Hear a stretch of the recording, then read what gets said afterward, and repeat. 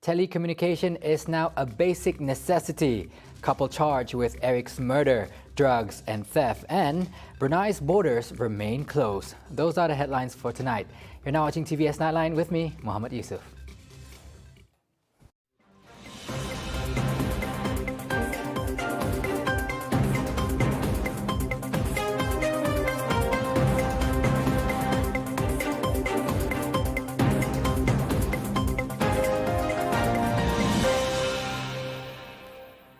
We begin with this top story. Soon, telecommunication will be on the same level with basic utilities such as water and electricity. Premier of Sarawak, Datuk Patinggi Tan Sri Abang Johari Tun Openg said telecommunication is one of the main thrusts for Sarawak to achieve developed state status by 2030. Without water is also a weakness in this transformation, because you need water. Without electricity, you cannot run your data center. And data is the key for us to transform all sectors of our economy. He said this in his opening speech of the Sarawak Utility and Telecommunication Conference 2022 on Thursday. He regarded telecommunication service as essential, so much so that it is included in the Ministry of Utility and Telecommunication portfolio.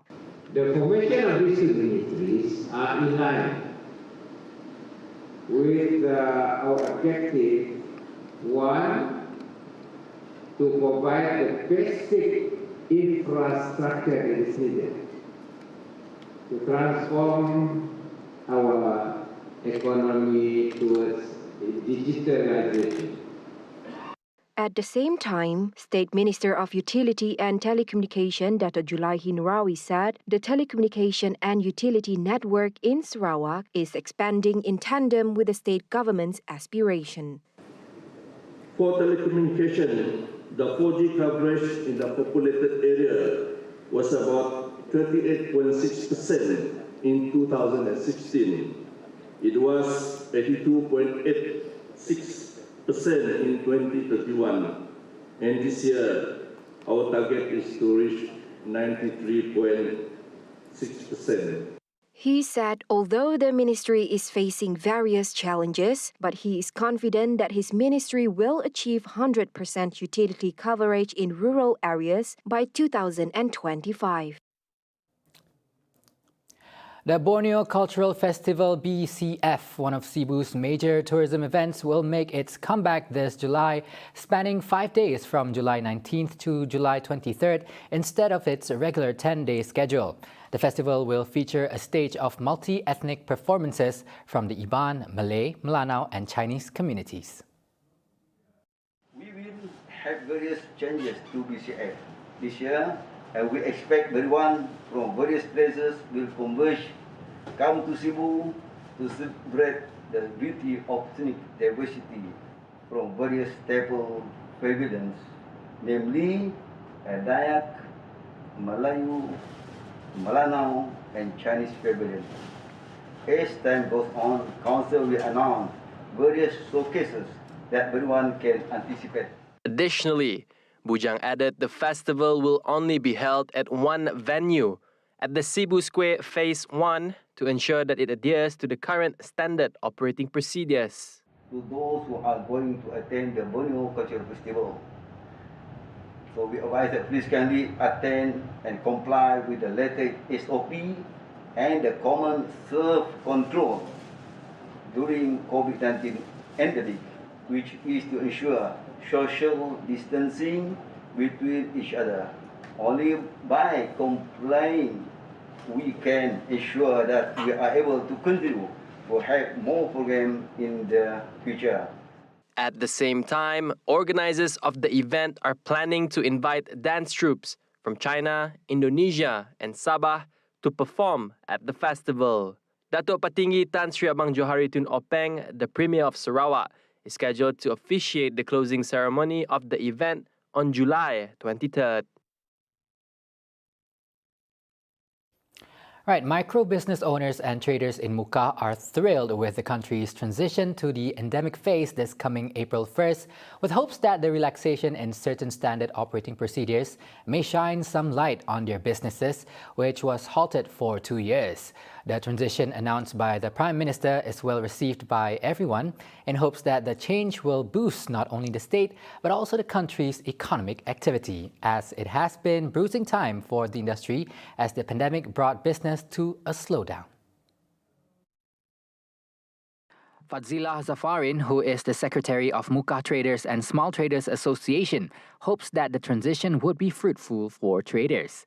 Kami rasa gembira sebab kita dah beralih dari fasa pandemik kepada endemik, supaya akan lebih makmur lah, tempat kita lebih sihat, lebih banyak pelanggan-pelanggan yang akan datang mengunjungi kami di Muka First Street dengan peniaga-peniaga sini, dapat menaikkan sikit ekonomi.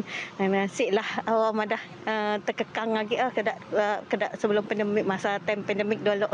Kita dah melalui zaman susahnya pandemik dulu, kita sibuk melalui time lagi. Jadi sama-sama kita berjaga diri, sama-sama kita jaga patuhi SOP yang sedia ada. Dah lama dah kita belajar macam ni juga, kita ikutilah nok ni yang baik, nok ni yang bagus ya. Dah cuci tangan apa semua dah kerap-kerap ya, kena cuci jelah tangan, jaga penjarakan ya, of course. Sentiasa amalkan dalam hidup kita, saya tahu dengan kuman ada sia situ, virus ada sia situ. Jaga diri, jaga kesehatan. For trader Musa Jamali, despite the relaxation of SOPs, traders shouldn't be complacent. Bagi saya syukurlah kerana kita dah beralih ke pasar dinamik mulai 1 April kan. 1 April mudah-mudahan rezeki saya berniaga kecil-kecilan ini bertambah. Macam dulu-dulu. Sebab sekarang pun dah siap berapa lagi jualan kan. Mudah-mudahanlah bila beralih pasar endemik kelak, perniagaan saya akan maju seperti biasa. Walaupun kita beralih ke pasar endemik, kita mesti patuh dengan SOP yang diarahkan oleh kerajaan.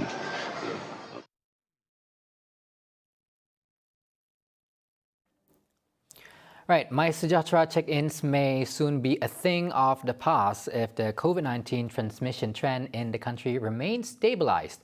Health Minister Khairi Jamaluddin said the ministry would first need to monitor the pattern of mobility versus infection within the next few weeks. He said the decision whether to continue or scrap the check-in via the MySejahtera application would be determined based on the COVID-19 infection trend, as well as the mobility data of residents and travelers when the country's borders reopen on April 1. Previously, the standard operating procedure requiring temperature checks and the manual recording of personal particulars for entry in premises was dropped from February 11.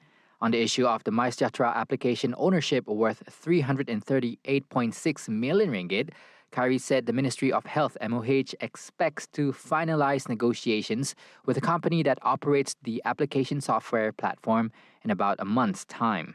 Negotiations are being held after the MOH set up a price negotiation committee last year aimed at negotiating the procurement price and management of MySejahtera application services with the company for a period of 2 years, in line with the government's procurement procedures. The caretaker couple responsible for the missing 4-year-old Eric Chang were charged in Kuching Magistrates Court with the murder of Eric, who was reported missing since March 7th. Wendy Chai Shuijin and husband Ling Ko Liang were heavily escorted into the court by police. The charge under Section 302 of the Penal Code carries the death penalty upon conviction. Both accused will be remanded without bail until their case is transferred to the High Court for trial. Wendy Chai Sui-jin and husband Ling Ko Liang had been in police custody since March 10 to facilitate investigation of the missing child. Earlier today, Kuching Police Chief ACP Azman Bajah said the investigation paper into the case has been completed and found satisfactory motive and findings for the case to proceed to court. Kita telah komplitkan kertas siasatan kita dan pejabat program negara bersetuju dengan cadangan-cadangan yang kita ada, hasil siasatan yang telah pun lengkap untuk menuduh kedua-dua penjaga ini, pasangan penjaga pada pagi ini. One of the accused was also charged with drug abuse and theft. In addition, police also confiscated a compact car, closed-circuit television CCTV recordings, 3 mobile phones, and other paraphernalia believed to be involved in the case.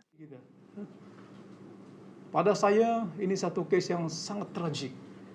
Seorang kanak-kanak yang berumur 4 tahun menjadi mangsa yang sepatutnya dijaga oleh penjaga ini dan siapapun yang terlibat. Akhirnya menjadi salah seorang mangsa jenayah. On March 7, Eric Chang was reported missing by her mother around 7:42 p.m.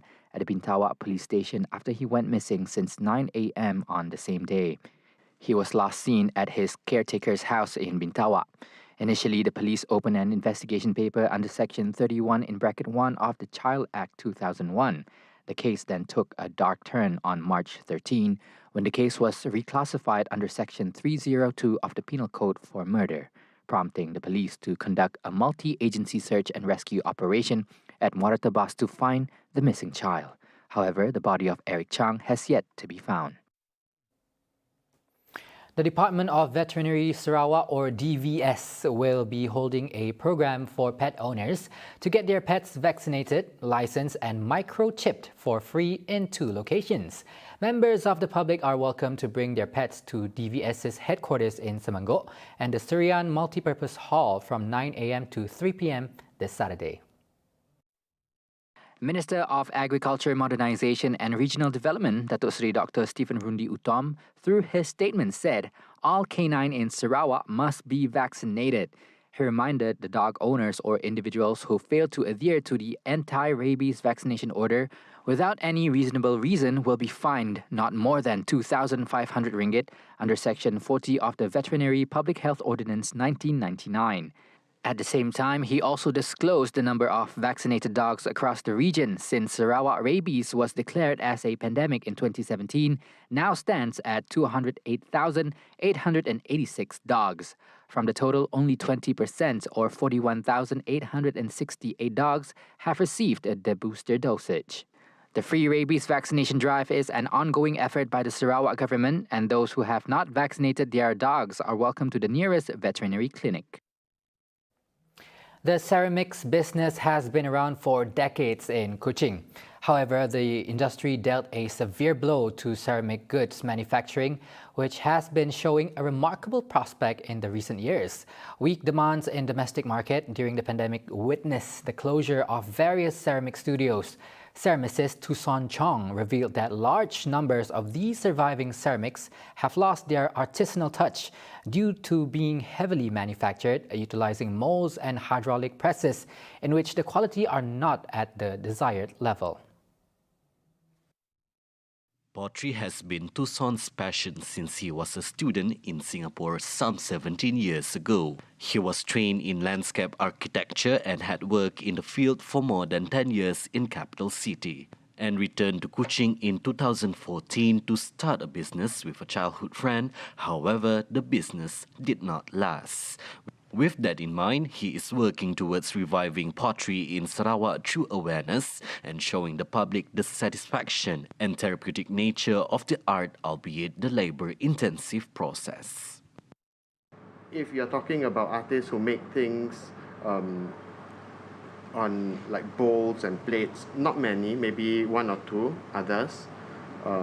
But my style, I would say, is of it's slightly different from the rest because I high-fire my items and I do it myself. I even create the glazes myself.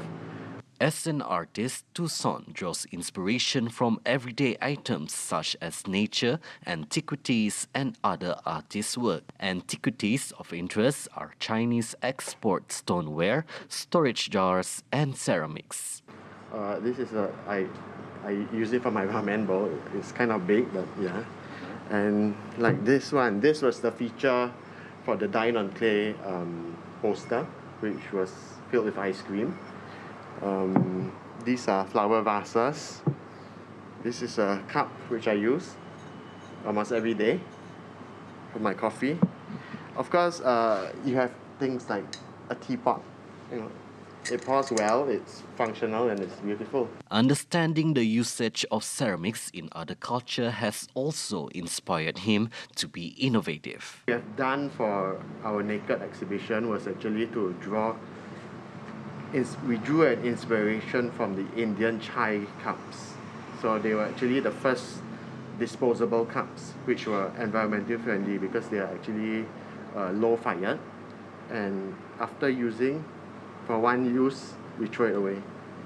And it will just go back to nature. Meanwhile, due to the flailing industry, raw materials have become scarce. As such, Tucson finds it extremely difficult to source for certain raw materials in Kuching and is optimistic on the revival of the industry, hence calls upon the government to take notice of the industry in order to become a major contributor towards the economic growth. The innovation of clay is something which we need to think about, and maybe the government should promote or help us to innovate clay, because clay is a very primitive material which, as of today, everything that you have right now in your house has at least a bit of clay inside, which is porcelain. Your plates, your computers, your lights, even your circuit boards have clay inside. So, of course, there's room to develop the clay into something else. Lorenzo Isaac reporting for TVS.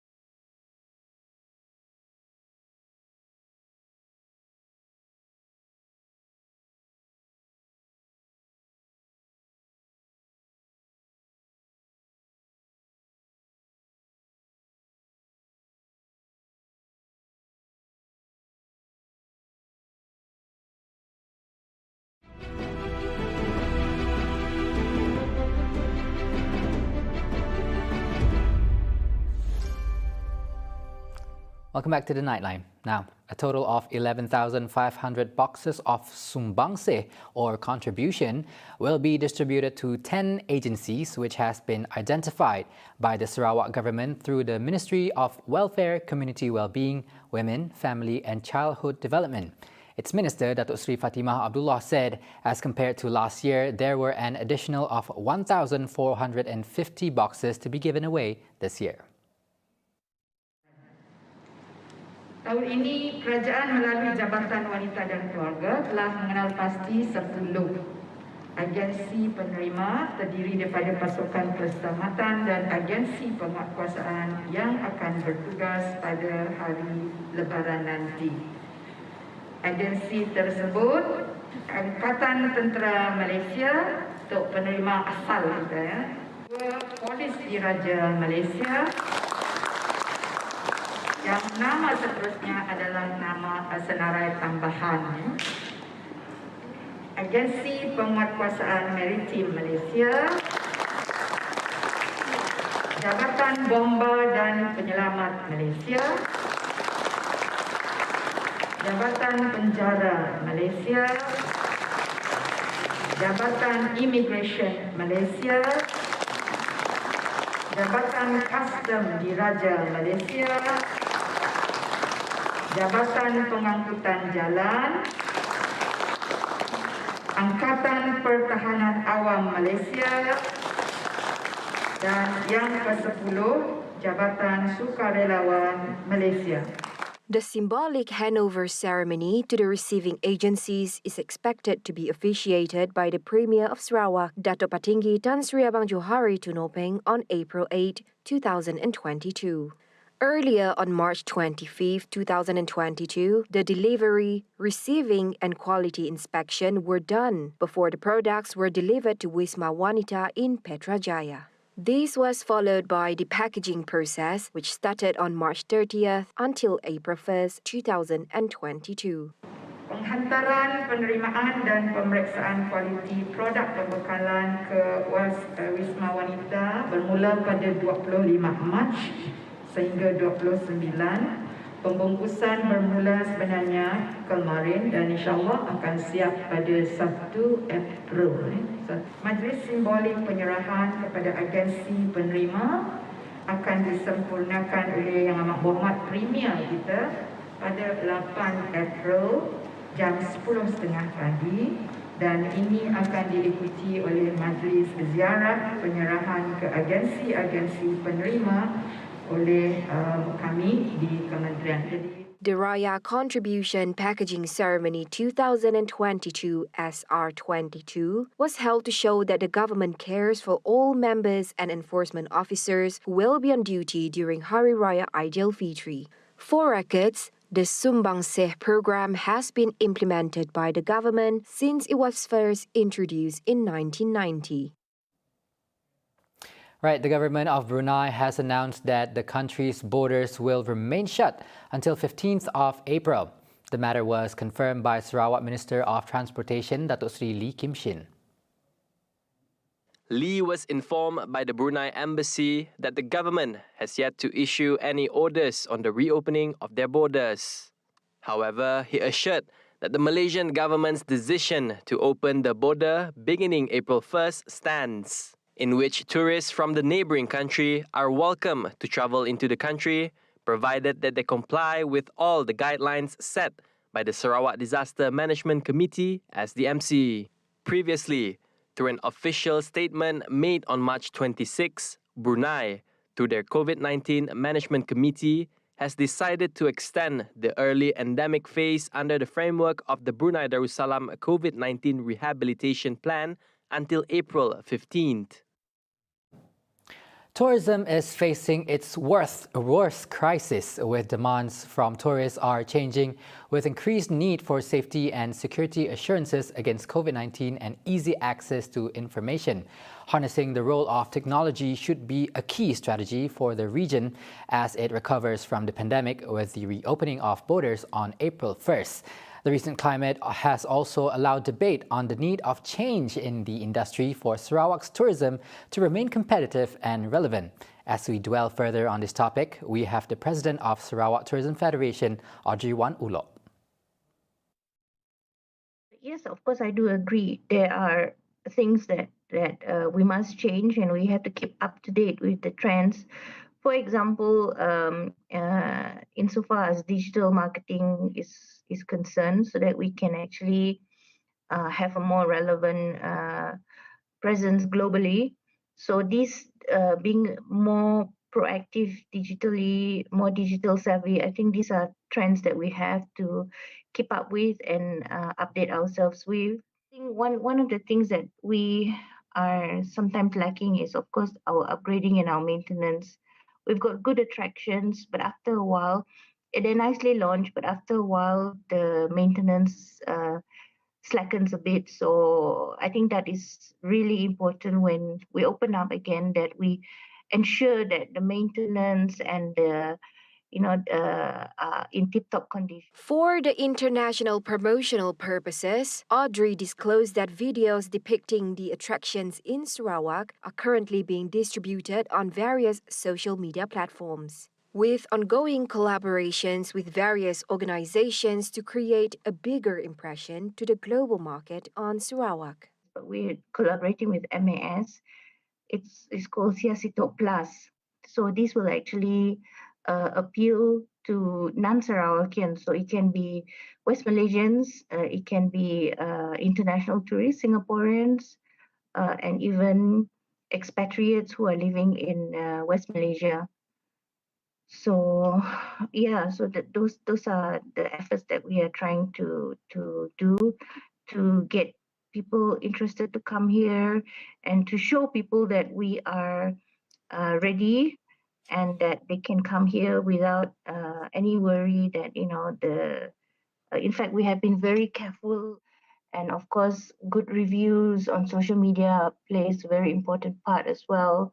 So yeah, so that's how it will be. It will gradually pick up. It's not going to pick up overnight. It will slowly pick up, and yeah, so I think that is how it's gonna happen. Malaysia opened its doors, welcoming tourists from all over the world starting April 1st. The government does not export the renewable energy it produces, but instead uses it to attract more investors to the country. Energy and Natural Resources Minister Datuk Seri Taqiyuddin Hassan said renewable energy was a top choice of a majority of foreign investors, especially those who chose to apply green technology in their industrial operations or investments. As of today, he said the use of renewable energy has reached 25% compared with its target, which has been set at 31% by 2025. Taqiyuddin said the government also emphasized the balance in the energy trilemma, namely the elements of security, affordability, and sustainability. These were the main pillars in electricity generation planning implemented in peninsular Malaysia.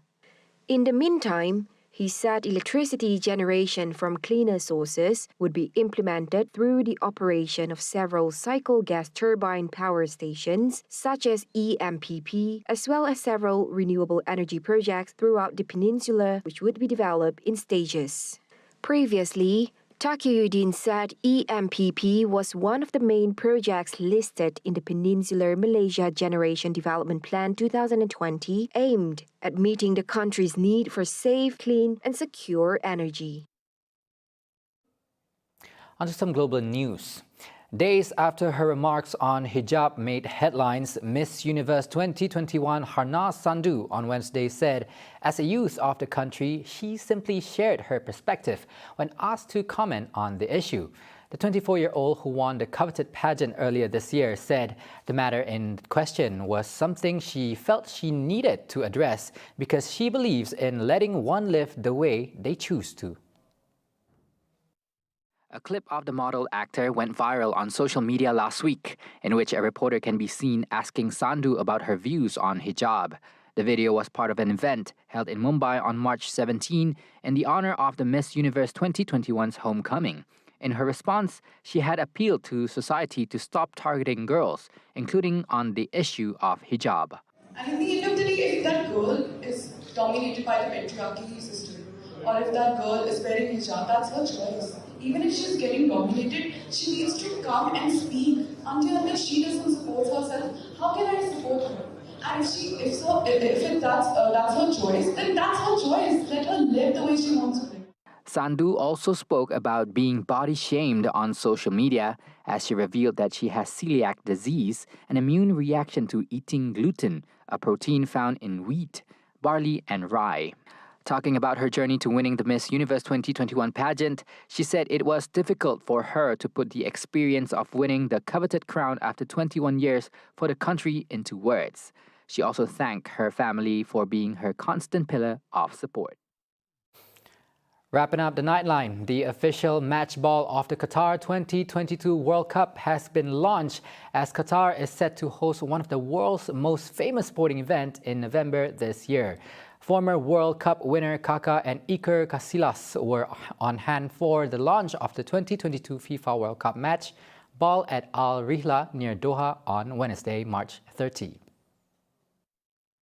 FIFA claims that the 14th successive ball created by Adidas for the FIFA World Cup travels faster in flight than any other in the tournament's history, which will support high-speed and high-quality games. Al Rihla, or The Journey in Arabic, was designed with sustainability as a priority and is the first FIFA World Cup ball to be made exclusively with water-based inks and glues.